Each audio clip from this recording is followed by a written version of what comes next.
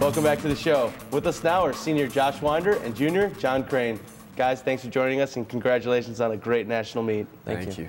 Josh, we'll start with you. Pole vault, third place finish. You're used to being at the top of the podium or near the top of the podium, but even though you didn't come away with the title, you still got to be glad with the way you finished out the indoor career. Yeah, I said earlier in an interview, it was a little bit more disappointing I didn't, win the competition. I'd won it last year. This year I had dozens of friends and family come out to watch, but pole vault's a really, really tough sport, and all you can do is just press on towards your goal and, keep doing what you're doing. I guess I just got to train harder, eat smarter, make the right choices, and be the best I can be for the outdoor season. Still makes it 6 consecutive seasons where Cardinals been an All-American in indoors. That just shows a lot of consistency with the program. So you got to be proud of that you at least were able to keep that tradition alive. Yeah, my dad's put in a lot of work, both on the track and off the track, to help develop this pole vault team and this program into what it is today. And I mean, we have a history, the alums who have vaulted, Peter Garrity, obviously John Wood, who just graduated. We have, had tons of previous All-Americans in the vault, and all we can do is just do our best to continue to develop into better and better athletes. And speaking of consistency, John, you've been a part of a consistent cross-country program. That race was real exciting, a lot of back and forth. What was your strategy in that 5,000? The strategy for the race was just to stay patient for the first 2 miles of the race, because no one really wins in the first part of the race.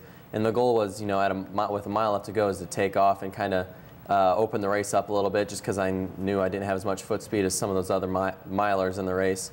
So I ended up taking off with a mile left to go, about then what I wanted, and with 400 left to go, I started my kick, and with about 150 left to go is when I got passed. And it's kind of bittersweet that how close I came, but you can't be upset with the second place finish. Yeah, and it gives you experience for the future. Chris Stadler of Haverford comes away with the title. Did you know that he was going to have that kick at the end? Honestly, not really. I was kind of worried about his other teammate, that the guy that ran the DMR the day before. He was more of a miler. With about 200 left to go when I was in the lead, and I felt myself pulling away, I thought I was going to have it. But he's been working on that finishing speed, and that's something I got to work on for outdoors. And what was the roar of the crowd like being in front of your home fans? It was the loudest I've ever heard that place. That 5,000 meters, the entire turn, on both turns actually, just all I could hear was sound. Between our fans cheering and Lacrosse's fans cheering, it was just, you could feel it. That place was awesome. I wish I could go back and hear that again. And Josh, I'm sure you had a lot of friends and family there. Had to have been a little bit more intense being on your home track. Yeah. Every time I got at the end of the runway, my older brother Jake and younger brother Luke started a clap. And even at my first bar, my opening bar, you typically don't do that, but they were just so fired up. They just started that clap that gets you going down the runway, gets you really fired up. And every jump after that, it seemed like there was just really loud, awesome clapping getting you going down the runway. But the jumps obviously didn't go the way that they were intended, but like Crain just said, it was an awesome experience. So Josh, obviously a lot of excitement at the national meet. Some of your teammates, it was their first time. Do you remember what your first national meet was like? It was a sophomore year indoor national competition, and my dad and I treated it just like we did at this national competition. We were really aggressive with our pole selection and where we were gripping and how we were coming down the runway. And that year I actually jumped higher than I did this year with, I think, a 16.9 or 16.10 mark, and got 7th place.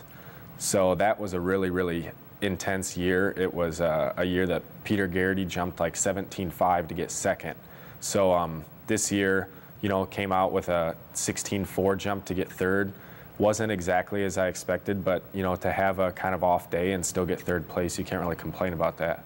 Yeah, it was an exciting day. And John, You've had the national level experience, whether it be cross country or indoor track and field, but some of your teammates didn't as well. You're sort of the leader of that distance group now. What is it like having guys like Pat Foley, Matt Muth, get their first experience on the track? I think it's really important for them to get experience on the track like that, because as a distance runner, one of the biggest games you play is the mental game. I know they're physically, throughout most of the season they were there. It's just they had to believe that they were there mentally. And and the fact that they qualified and then competed at the national meet and realized, the national meet is just another track meet. There's nothing extra, there's nothing special about it, except the competition is just maybe a little bit better. I think that's really important to them for their growth over the next couple of years. And you guys had a lot of meets this year, it seemed like, on your home track where the competition was greater than in years past. It seemed a lot of those teams wanted to get on the LB Carriers track in the regular season and sort of see the way it ran. Yeah, I mean, a lot of teams came down and, you know, wanted to see what our facility was like and just get the familiarity with it. And, you know, I really like that. I like that the teams are coming down and they want to compete against us. And, you know, it kind of gets you prepared for nationals. And I think it's cool to see where you are at nationally. I like competing against the best in the nation. Well, to be the best, you got to beat the best. Did you guys feel any advantage as athletes on your own track? I think by the crowd, definitely. I think, you know, nothing's going to beat that, how loud our fans were getting. You know, our entire team was there cheering for us, which is, you know, a lot of national meets. For example, outdoors last year was in California, which is, you know, not a lot of fans can get out there. But versus, you know, at our home track, everyone can be there, alumni can be there. So it was a lot of fun. Yeah, I think going from, you know, the residence halls to California is a little further than just going down to Resurrect. Yeah, just a little bit. And Josh, obviously it was an exciting experience for you. Did you feel any sort of advantage or anything being in your home facility? Yeah, I was definitely the most prepared pole vaulter in the field. I know that. I had vaulted on that runway dozens and dozens of times before that. And I actually got to vault on the national pit and standards and equipment beforehand. But like I said, pole vault is, your performance is kind of up in the air. You don't really know. All you can do is go in there, do the best you can do every time, and you know, trust in your coaches, and you know, just do the best you can do, and hope that you get over the bar. Performance is up in the air. That's a nice little pun. Yeah. But guys, it was a great experience at the national meet. Congratulations and best of luck improving on those marks in the outdoor campaign. All right. Thank you. Thank you. Coming up next, we'll check in with North Cenrtal College Sports Information Director Clark Tuscher and see what's going on with other Cardinal sports in action. Don't go away.